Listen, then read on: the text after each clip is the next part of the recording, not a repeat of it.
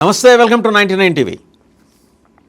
America Iran యుద్ధం పర్యవసానాలు, జరుగుతున్న developments and Iran security chief and security council chief Ali లారిజానీని నిన్న ఇజ్రాయెల్ లేపేసినట్టు అఫీషియల్గా ప్రకటించింది. వాళ్ళ విదేశాంగ మంత్రి అయితే అమెరికా ఇతని తల మీద $10 మిలియన్ పెట్టింది, మేము రూపాయి ఖర్చు లేకుండా లేపేశామని చెప్తున్నాడు.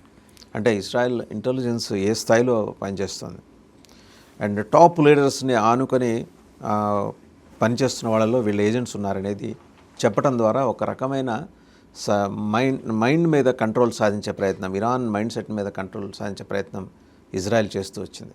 ఆయనతో పాటు సులేమాన్ వాళ్ళ పారామిలిటరీ ఫోర్సెస్ చీఫ్ అతన్ని కూడా లేపేశారు. సో వాళ్ళకి ఇంకా ఉన్నారు టార్గెట్స్. ఇక్కడతో అయిపోయిందని ఇజ్రాయెల్ చెప్పలే, ఇంకా 15-20 మంది ఉన్నారు టాప్ లీడర్స్. బట్ ఒక భయోత్పాతం అయితే సృష్టించగలిగింది. దీంతోపాటు joke and counter terrorism chief America ఆయన రాజీనామా చేశారు. ఈ యుద్ధం నాకు నచ్చట్లేదని చెప్పేసి పెద్దగా పట్టించుకోలేదు ట్రంప్. పోన్లే ఇలాంటి వాళ్ళు పోతే వచ్చి నాకు నష్టమేం లేదని. బట్ అతను సమర్థుడు, బొటాబొటీ మెజారిటీతోటి అతను పదవి దక్కించుకున్నాడు. అతను వదిలిపోయాడు. ఇంటెలిజెన్స్ వ్యవస్థలకు సంబంధించిన వాళ్ళందరూ కామ్గా ఉన్నారు. అసలు ఓవరాల్గా ఏం జరుగుతోంది, స్ట్రైట్ ఆఫ్ హార్మూజ్ మీద B-2 బాంబర్స్తో దాడి చేయటం, వీటన్నిటి మీద సమగ్రంగా విశ్లేషణ అందించడానికి మనతో ఉన్నారు geopolitical affairs expert Suresh Kochattil గారు. నమస్తే సురేష్ గారు. నమస్కారం రాజా. ఒకే రోజు చాలా డెవలప్మెంట్స్ చోటు చేసుకున్నాయండి. వాళ్ళిద్దరినీ ముందర హతం చేయటం అనేది మొసాద్కి ఒక రకంగా అది వాళ్ళకి పాజిటివ్ సైనే. అంటే ఇరాన్ మీద ఇజ్రాయెల్కి పాజిటివ్ సైన్. బట్ అమెరికా మాత్రం ఎందుకనో కొంత వెనకబడి ఉన్నట్టు కనిపిస్తుంది ఈ యుద్ధంలో. అమెరికాకి ఏం కావాలని వాళ్ళకి అర్థం కావట్లేదు. వాళ్ళకొక ఏ యుద్ధానికి వెళ్ళినప్పుడు కానీ ఒక స్ట్రాటజీ ఉండాలి. అంటే మనం దేని వెంట పడుతున్నాము అనేది. యురేనియం అన్నారు, ఇప్పుడు యురేనియం గురించి మాట్లాడలేదు. ఇజ్రాయెల్ అయితే చాలా క్లియర్ ఉన్నారు, వాళ్ళ దగ్గర ఉన్న బ్యాలిస్టిక్ మిసైల్స్ని మొత్తం కొట్టిపడేస్తాం. ఎంత మటుకైతే వాళ్ళ యురేనియం మిసైల్స్ని డెవలప్ చేయడానికి చూస్తున్నారో, న్యూక్లియర్ మిసైల్స్ని, దాని కెపాసిటీని కూడా కొట్టేస్తాం. అది కాకుండా వీళ్ళ దగ్గర ఉన్న డ్రోన్ మ్యానుఫ్యాక్చరింగ్ కెపాసిటీ కూడా కొట్టేస్తాం. బట్ అన్నిటికంటే ఇంపార్టెంట్ వాళ్ళ దగ్గర ఏముందంటే వీళ్ళ లీడర్షిప్ని మొత్తం అటాచ్ చేసేస్తాం. దానికోసం చూడండి, ఫిబ్రవరి 28 బాంబింగ్ జరిగినప్పుడు అమెరికా చేయలేదు బాంబింగ్, అది ఇజ్రాయెల్ చేశారు. అది దాంట్లో ఖొమేనీ కానీ వాళ్ళ మొత్తం సుప్రీం లీడరు 40 మంది కమాండర్లు అందరూ పోయారు ఒకటేసారి. అప్పుడు వీళ్ళెవ్వరు కనిపించలేదు ఆ టైంలో. ఇప్పుడు ఇవాళ నిన్న మాట్లాడుతూ మనం లారిజానీని చంపారు. ఆయన యాక్చువల్లీ ఇప్పుడు డీఫాక్ట్ ఆయనే నడిపిస్తున్నాడు ఇరాన్. ఇప్పుడు నిన్న దాకా నడిపిస్తుండే. ఇప్పుడు అఫీషియల్లీ కన్ఫర్మ్ చేశారు ఇరాన్ టెలివిజన్ కూడా, స్టేట్ టెలివిజన్, దట్ ఆయన చనిపోయారు. తో ఖొమేనీ ఉన్నప్పుడు కూడా ఈయన చాలా మటుకు ఇన్ఫ్లుయెన్షియల్ ఫిగర్. వీళ్ళ ఫ్యామిలీ చాలా ఎడ్యుకేటెడ్ ఫ్యామిలీ, సైంటిస్టులు, డాక్టర్లు, ఇంజనీర్స్, జ్యుడిషియల్ ఆఫీసర్స్ అందరూ ఉన్నారు వీళ్ళ ఫ్యామిలీలో. ఈయన పుట్టింది ఇరాన్లో కాదు, ఇరాక్లో పుట్టాడు. నజాఫ్ అని చెప్పి ఒక టౌన్ ఉంది ఇరాక్లో, అక్కడ పుట్టారు. ఇక్కడ తర్వాత ఇరాన్కి వచ్చి షియా ఫ్యామిలీకి పుట్టారు. అక్కడ ఆయతొల్లా ఖొమేనీతో చాలా క్లోజ్గా ఉన్నారు. లారిజానీ ఫ్యామిలీ కూడా చాలా ఇన్ఫ్లుయెన్షియల్ ఫ్యామిలీ. ఇరాన్ పొలిటికల్ సిస్టంలో ఆల్మోస్ట్ 20 సంవత్సరాల నుంచి వీళ్ళకి చాలా మటుకు పట్టుంది, 20-30 సంవత్సరాల నుంచి. నేను చెప్పాను చూడండి, కంపేర్ చేస్తున్న వీళ్ళని కెనడీ ఫ్యామిలీతో కంపేర్ చేస్తారు యూఎస్లో. ఎందుకంటే అంత పొలిటికలీ ఇన్ఫ్లుయెన్షియల్ ఫ్యామిలీ. ఈ ఫ్యామిలీలో అందరు పొలిటిక్స్లో లేరు. లారిజానీ కెపాసిటీ ఏంటంటే, ఒకటి ఆయన ఒక ఇంటలెక్చువల్, కానీ అదే ఆయనకు నెగటివ్గా మారిపోయింది. తర్వాత ఆయన్ని ప్రెసిడెంట్ పదవికి తీసుకురావాలని చూసినప్పుడు అక్కడున్న రిలీజియస్ లీడర్స్ అందరూ అబ్జెక్ట్ చేశారు. ఏంటంటే ఈయనకి రిలీజియన్ గురించి ఎక్కువ తెలియదు. ఆయన అయితుల్లా కాలేదు కదండి, ఆయన అసలు రిలీజియస్ ఎడ్యుకేషన్కి వెళ్ళలేదు ఆయన. సో అంతే.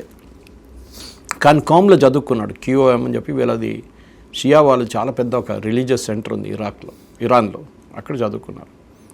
కానీ ఈ నెవర్ టుక్ అప్ థియాలజీ, అంటే అటువైపు రిలీజియన్ వైపు వెళ్ళలేదు. దీన్ని స్పీకర్ చేశారు పార్లమెంట్ది, ఇరానియన్ పార్లమెంట్. ఐ థింక్ 11 సంవత్సరాలు స్పీకర్గా ఉన్నారు ఈయన. సో చాలా మటుకు 1990 నుంచి ఈయన ఒక ఇన్ఫ్లుయెన్షియల్ ఫిగర్ వీళ్ళ అడ్మిట్లో. పార్లమెంట్ స్పీకర్గా నేను చెప్పినట్లు 2008 నుంచి 2020 దాకా ఈయన పవర్లో ఉన్నాడు ఆయన. అండ్ ఇప్పుడు recently head of supreme national security council అని చెప్పి పదవి ఇచ్చారు ఆయనకి. అది కాకుండా ఈయన ఇంకొక టాస్క్ ఈయనకి ఇచ్చింది ఏంటంటే ఒక 25 సంవత్సరాల అగ్రిమెంట్, కాంప్రహెన్సివ్ స్ట్రాటజిక్ అగ్రిమెంట్ చైనాతో చేయమని చెప్పి వీళ్ళ సుప్రీం కౌన్సిల్, వీళ్ళ సుప్రీం లీడర్ ఈయనని అప్పగించారు. చిన్న పని కాదు. చైనాతోని 25 సంవత్సరాలు కావాల్సిన స్ట్రాటజిక్ అగ్రిమెంట్ చేయండి. 1-2 సంవత్సరాలు కాదు ఇది. దానికి ఈయన ఈ ఖొమేనీ చనిపోయిన లాస్ట్ సుప్రీం లీడర్ ఇజ్రాయెల్లో చంపేసిన తర్వాత కొత్త లీడర్ రాలేదు. మీకు గుర్తుంటే కొన్ని రోజులు అనౌన్స్ చేయలేదు. ఎవరు నడిపిస్తున్నారు దేశం అప్పుడు? It was Larijani. ఇన్ఫ్యాక్ట్ ఇప్పుడు కూడా నిన్నదాకా మనకి సుప్రీం లీడర్ ఎక్కడ కనిపించట్లేదు, కానీ ఈయన కనిపించాడు. బహుశా నిన్న మొన్న ఒక పాడ్కాస్ట్లో మనం మాట్లాడుతూ ఈ మాట చెప్పాను. నేను ర్యాలీ తీశాడు ఒకటి.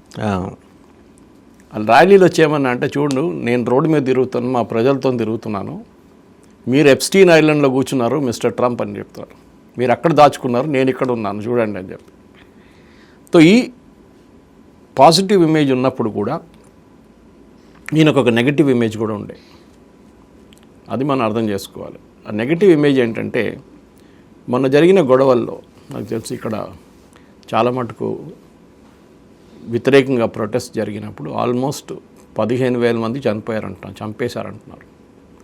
ఒఫీషియల్ ఫిగర్స్ ఏమో 3,000, 2,000 అని చెప్తున్నారు. అన్అఫీషియల్ చాలా పెద్ద ఫిగర్. దానికి లీడర్షిప్ వహించింది ఈయన. ఇరాన్ రెవల్యూషనరీ గార్డ్స్ కోర్, అది కాకుండా బసీజ్, వీళ్ళందరినీ కంట్రోల్ చేసేది ఈయన ఉండే. ఈయన చేసిన అటాక్తోనే, ఈయన చేసిన లీడర్షిప్తోనే వాళ్ళు ఇంతమంది చనిపోయారు. సో ఒక రివెంజ్ ఫ్యాక్టర్ లాగా దీన్ని తీసుకోవచ్చు. ఇప్పుడు ఇరాన్లో లీడర్షిప్ ఉన్నారంటే లేరు. కానీ ఖమేనీ ఏం చేశారంటే, చనిపోయే ముందు ఆయనకు తెలుసు ఏదో ఒక రోజు నన్ను కొడతారు. సో లారిజానీని పిలిపించి ఒక బ్లూ ప్రింట్ చేయించారంట. నేను చనిపోతే ఏం చేయాలి? ఆ బ్లూ ప్రింట్ ఇప్పుడు నడుస్తుంది. మీరు ఆలోచించండి. సో బ్లూ ప్రింట్ రాసింది ఈయన. వాసుదేవన్ గారు మీరు ఆలోచించండి. ఇది ఆ రోజు బాంబింగ్ జరిగినప్పుడు సుప్రీం లీడర్ మాట్లాడుతున్నారు, అందరు కమాండర్స్ ప్రజెంట్ ఉన్నారు, కానీ దాని నుంచి 2 మాత్రం బయటపడ్డారు, ముస్తఫా ఖమేనీ అండ్ లారిజానీ. ఎందుకు? నిన్న వచ్చిన రిపోర్ట్ ప్రకారం, వాళ్ళ దాంట్లోనే వచ్చిన రిపోర్ట్, ఇరాన్లో ముస్తఫా బయట వాకింగ్కి వెళ్ళారంట ఆ టైంలో. లారిజానీ ఎక్కడున్నారో తెలియదు. చాలా క్లియర్గా నాకు డౌట్ ఏమొస్తుందంటే, దీంట్లో ఒక ఇన్నర్ హ్యాండ్ ఉందని అందరు తెలుసు. క్లియర్గా ఇండికేషన్ ఇచ్చారు, మీటింగ్ ఈ రోజు ఇక్కడ వీళ్ళందరూ ఉంటారని డీటెయిల్స్ ఇజ్రాయెల్కి వెళ్ళిపోయింది. అది బహుశా వీళ్ళిద్దరు రోల్ కూడా దాంట్లో ఉందా? ఉండొచ్చు. Might be. పని అయిపోయింది కదా, ఇప్పుడు చంపేసేయండి, లేకుండా రేపు మాట్లాడతాడు. మరి ఈయనకేంటంటే ఏమో ఆఫర్ చేసి ఉండొచ్చు ఇజ్రాయెల్. లారిజానీకి ఒక కోపం ఉండే వాసుదేవన్ గారు. ఆయనకేంటంటే, ఆయన్ని రాష్ట్రపతి చేయలేదని దీనికన్నా ముందు కోపం ఉండే. ఆయనేమనుకున్నాడు, రీసెంట్లీ సుప్రీం లీడర్ సెలక్షన్లో ఈ క్లరిక్స్ ఎంత 83 మంది ఎంతో కూర్చొని డిసైడ్ చేశారు కదా, ముల్లాలు. ఆ డిసైడ్ చేసే దాంట్లో లాస్ట్ రౌండ్ దాకా ఈయన ఉన్నారంట. లాస్ట్ రౌండ్ దాకా లారిజానీని పెడదాం చేద్దాం. కానీ ఆయన అయతోల్లా కాదు, మీరు చెప్పినట్టు. ఈ cannot be the supreme leader. ఈయన కూడా అయతోల్లా కాదు ఇప్పుడు ఆయన కూడా.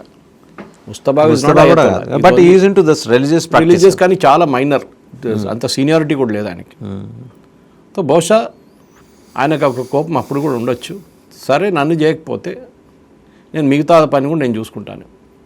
మీకు గుర్తుంటుంది, ఈ బాంబింగ్ జరిగి 3 రోజుల తర్వాత ఇజ్రాయెల్ ఇంకోసారి అదే స్ట్రక్చర్ మీద బాంబ్ చేశారు మళ్ళీ. ఈసారి వాళ్ళు ఏమంటారు, దాని కింద బంకర్లు ఉండే, అది ఎవరో వాడుతున్నారు, దానికోసం మేము దాన్ని కొట్టాం. వాళ్ళకి అంత ప్రిసైజ్ ఇన్ఫర్మేషన్ ఉండే అనమాట. లారిజానీ రోల్ చూస్తే మీరు చాలా మటుకు ఒక పబ్లిక్ ఫేస్ ఉండే. ఆయన ఇరానియన్ గవర్నమెంట్ది ఒక పబ్లిక్ ఫేస్, చాలా బాగా మాట్లాడతారు, చాలా సఫిస్టికేటెడ్, ఎకడమికల్లీ వెరీ రిచ్ కదండి, రిచ్ ఫ్యామిలీ మనం చూసాం. ఎందుకంటే లారిజానీది ఒక పొలిటిక్స్ చూస్తే కూడా వాళ్ళ ఫ్యామిలీ వైపు నుంచి కూడా అందరూ ఎడ్యుకేటెడ్, హైలీ ఎడ్యుకేటెడ్. ఇన్ఫ్యాక్ట్ నిన్న మాట్లాడుతూ ప్రెసిడెంట్ ట్రంప్ ఒక మాట అన్నారు. ఆయన అది చెప్పాలనో లేదో అనుకుని చెప్పేశాడు, కానీ Iranians are very smart people అన్నారు. They are highly educated and technically competent అన్నారు. కరెక్ట్. అది మీరు ఒక ఏం చెప్తారు, గాజాలో డీల్ చేసిన లాగా హమాస్లో లేకుంటే లెబనాన్లో డీల్ చేసేలాగా కాదు. Iranians are very smart, highly educated వాళ్ళు. And it was never a colony కదా సార్. 99% వాళ్ళ లిటరసీ ఉంది వాళ్ళకి. అంత హైలీ ఎడ్యుకేటెడ్ కంట్రీ. సో మీరు డ్రోన్ తయారు చేయడంలో లేకుంటే మిసైల్ తయారు చేయడంలో ఎక్స్పర్టీస్ అంటే ఇరానియన్స్కి ఉంది. అది they are top class engineers వాళ్ళ దగ్గర ఉన్నారు, టాప్ క్లాస్ డాక్టర్స్ ఉన్నారు వాళ్ళ దగ్గర. టెక్నికల్ ఎడ్యుకేషన్ చాలా పవర్ఫుల్ వాళ్ళది.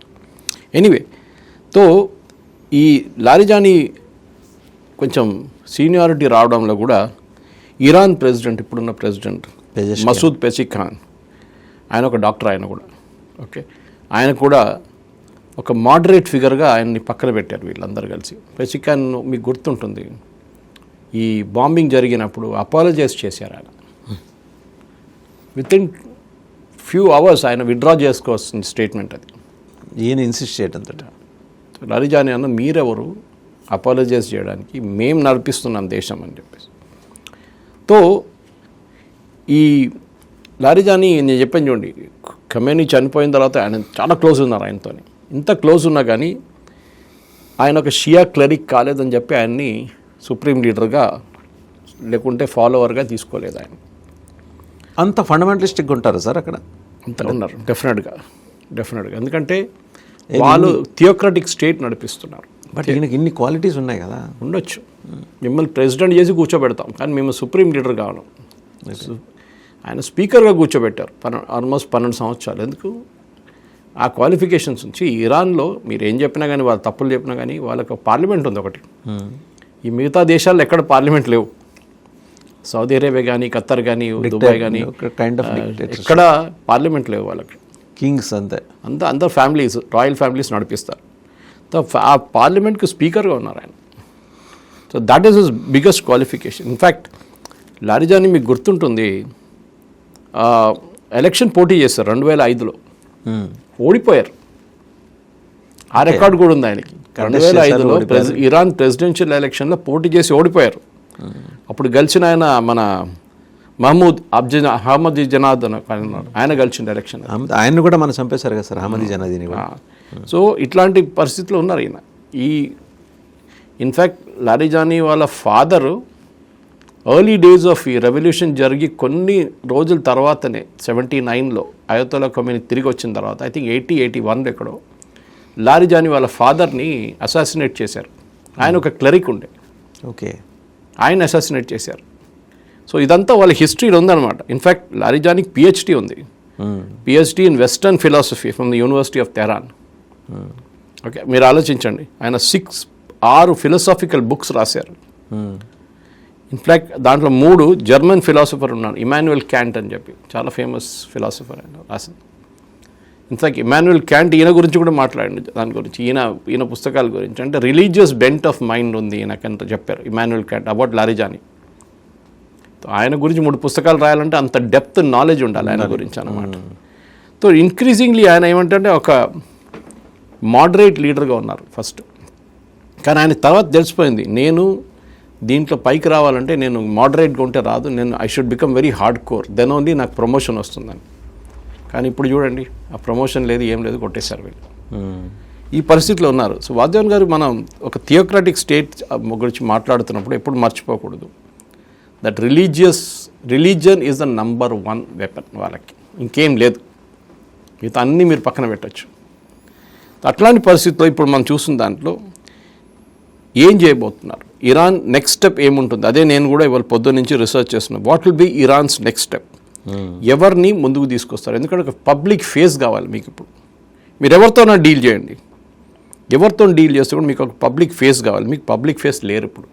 మీ ఫారిన్ మినిస్టర్ ఉన్న ఒక ఆయన, అది ఇంకో స్టోరీ వాజ్యాన్ గారు, చాలా ఇంట్రెస్టింగ్ స్టోరీ, ఇది కూడా మీరు వినాలి. ఈ పబ్లిక్ ఫేస్ ఉన్న ఈయన ఫారిన్ మినిస్టర్ ఒక రోజు ఏం చేశారంటే, స్టీవ్ విట్కాఫ్ ఫోన్ చేశారు ఆయనకి. ఎవరు, మన American trouble shooter, president Trump సన్లాతో తిరుగుతాడు చూడండి, కుష్నర్తో తిరుగుతున్న మంచి విట్కాఫ్ ఉన్నాడు ఈ పీస్ టాక్స్లో, ఇరాన్తో పీస్ టాక్స్. యమన్కి వెళ్ళాడు కదా.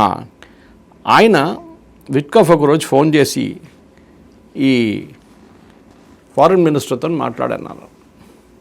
ఆయన ఏం చేశాడు, పెసికాన్కి ఫోన్ చేశాడు, ప్రెసిడెంట్ గారికి. ఆయన బాస్ కదా, బాస్ ఫోన్ చేసి ఇట్లా స్టీవ్ విట్కాఫ్ మీటింగ్ కావాలని ఫోన్ కాల్ అడుగుతున్నాడు, మీటింగ్ నేను తీసుకోవాలన్న కాల్ వద్దా అని అడిగారు. ఇమ్మీడియట్లీ పెసికాన్ ఏం చెప్పారంటే చెక్ విత్ లారిజాని అని చెప్పారు. పవర్ చూడండి ఎక్కడికి వెళ్ళింది. డిసిషన్ ఆయన తీసుకుంటారు, మాట్లాడాలన్నా వద్దా అనేది. ఎస్ అంటే మీరు తీసుకోవచ్చు, నో అంటే అంతే సంగతి. అంత పవర్ ఉండే అనమాట. తో ఈ మన ఇరానియన్ పాలిటిక్స్లో చాలా మటుకు Iranian national revolutionary guard corps అనేది చాలా పవర్ఫుల్ వెపన్. దానికి చాలా స్టోరీ, సద్దాం హుసేన్ స్టోరీ ఒకటి ఉంది దాని వెంటనే. అయతొల్లాలు ఎప్పుడు ఇరాన్ ఆర్మీని ఎప్పుడు బిలీవ్ చేయలేదు. దేనికన్నా ముందు కూడా బహుశా మీకు చెప్పుకుంటారు, మనం మాట్లాడుకున్నాం దీని మీద. అది ఎందుకంటే వాళ్ళందరూ షా మనుషులని అన్నమాట. అందరూ షా మనుషులు. తో లారిజానీని చంపడంతో ఏమైపోయిందంటే ఒక పవర్ వ్యాక్యూమ్ క్రియేట్ అయింది. నేను ఆ రోజు కూడా చెప్పాను, మీకు గుర్తుంటుంది, మనం 5-6 రోజుల ముందు మాట్లాడినప్పుడు ఈ ఖమేనీని నామినేట్ చేసే ముందు అన్నారు, ఎవడైనా ఇరానియన్ లీడర్ గారు వాడు అనౌన్స్ చేయగానే ఇజ్రాయెల్ వాడిని కొట్టేస్తారు. ఇది వాళ్ళు లెబనాన్లో చేశారు, ఇటువైపు గాజాలో చేశారు. లెబనాన్లో 9 టాప్ లీడర్స్ని కొట్టేశారు. నసరుల్లా తర్వాత ఒకడు నామినేట్ చేయగానే పాప వాడు చైర్లో వచ్చి కూర్చున్నాడు, నెక్స్ట్ వాడిని కూడా కొట్టేశారు. టైం కూడా ఇవ్వలేదు టేక్ ఓవర్ చేయడానికి. ఇది భయం వీళ్ళకి. ఇప్పుడు కొత్త లీడర్ని అనౌన్స్ చేస్తారంటే చేయరు. ఈయనైతే కనిపించట్లేదు. ముస్తఫా ఎక్కడ పోయింటే లేదు. ముస్తఫాకి ఇంకో హిస్టరీ ఉంది, బహుశా నిన్న చెప్పానో లేదో నాకు గుర్తులేదు, కానీ ఆయన ట్రీట్మెంట్కి వెళ్ళిండు లండన్. చెప్పాము మనం. ఆయన గురించి ఉన్న రికార్డు వాళ్ళ దగ్గర ఉంది. బ్రిటిష్ MI6 దగ్గర ఈయన మెడికల్ రికార్డ్స్ మొత్తం ఉంది. ఏ రోజైనా తీసి చూపిస్తారు, చూడండి మీరు చేసిన పని, మీది వీక్నెస్ ఇది ఉండే అని చెప్పేసి. Senior Ayatollah last supreme leader వాళ్ళ కొడుకు గురించి రాసి పెట్టిన కామెంట్స్ కూడా ఉందంట దాంట్లో. చాలా మటుకు తెలుసు MI6కి, అంటే ఈయన ప్రిఫరెన్సెస్ ఏంటి, ఈయన సెక్షువల్ ప్రిఫరెన్సెస్ ఏంటి అని మొత్తం వాళ్ళ దగ్గర డీటెయిల్స్ ఉంది. దానికోసం బహుశా ఇంకా ఈయన ఎప్పుడు కొడుకుని ఎప్పుడు అపాయింట్ చేయకూడదని ఇన్సిస్ట్ చేసిన మనిషి ఖమేనీ. ఇప్పుడు ఒక పవర్ వ్యాక్యూమ్ వచ్చేసింది. ఎవరితో మాట్లాడతారు? సరెండర్ అంటారు, ట్రంప్ సరెండర్ అయితే చేయరు. నెక్స్ట్ లెవెల్ లీడర్షిప్లో ఇప్పుడు ఎవరు కనిపించట్లేదు ఇరాన్లో. అంత పబ్లిక్ ఫేస్గా ఉన్న ఎవరు లేరు. Larijani was the last and the most senior most. In fact Larijani middle name is a Parsi name.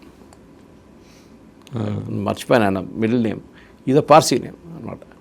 అట్లాంటి పరిస్థితుల్లో వాసుదేవన్ గారు ఇప్పుడు జరగబోయేది డెఫినెట్గా ఇరాన్కి ఒక టర్నింగ్ పాయింట్గా వచ్చింది. ఇప్పుడు దీని ముందట్లా తీసుకెళ్తారో, దీని తర్వాత ఏం చేస్తారో అనేది ఒక పెద్ద ప్రశ్నగా మారిపోతుంది.